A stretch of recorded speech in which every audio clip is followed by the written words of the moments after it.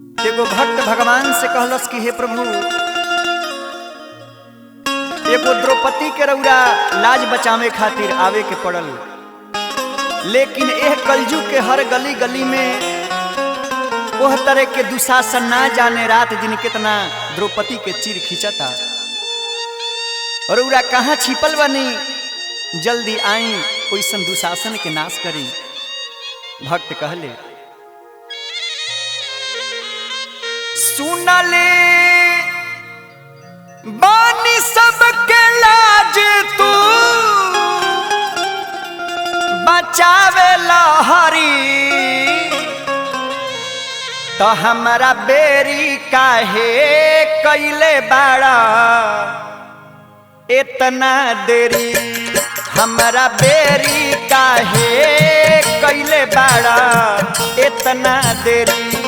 सुनले बानी सबके लाज तू, सुनले बानी सबके लाज तू बचावे लहरी, हमारा बेरी काहे कैले बाड़ा इतना देरी, हमारा बेरी काहे कैले बाड़ा इतना देरी।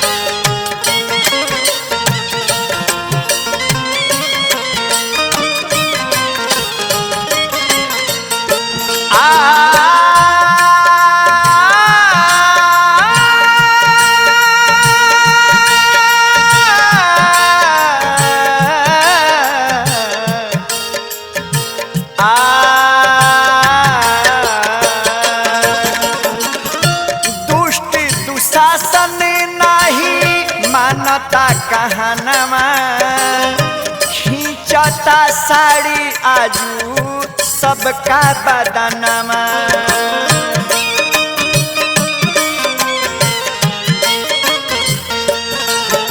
हो दुष्ट दुशासन नहीं मानता कहनमा खींचता साड़ी आजू सबका बदनमा। अबला नारी के लाज की,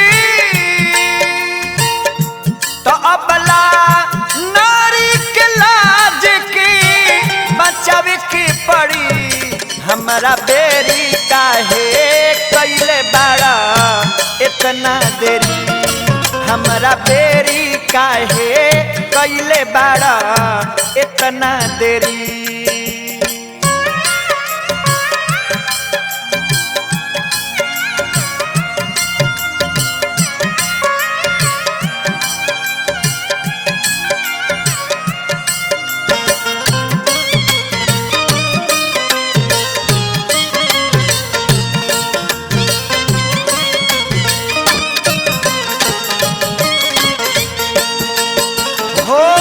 तोहरा सिवाना केहू आपन बुझाता, पांच पति के रहते इज्जत लुटाता।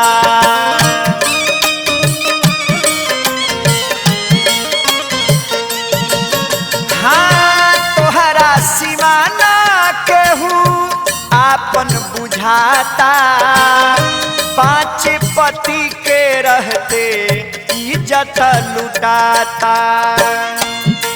लागा ताकि आजकल में, लागा ताकि आजकल नहीं डरल तरी, हमारा बेरी काहे कैले बाड़ा इतना देरी, हमारा बेरी काहे कैले बाड़ा इतना देरी।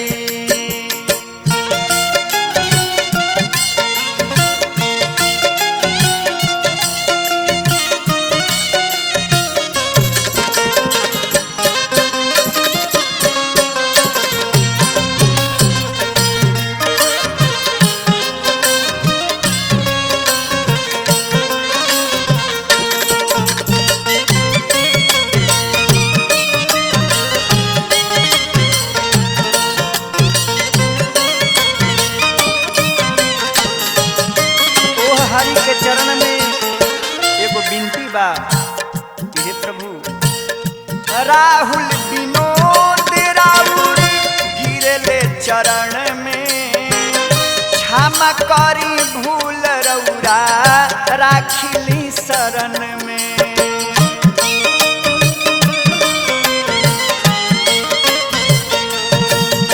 हो राहुल विनोद राउर गिरले चरण में क्षमा करी भूल रउरा राखिली शरण में।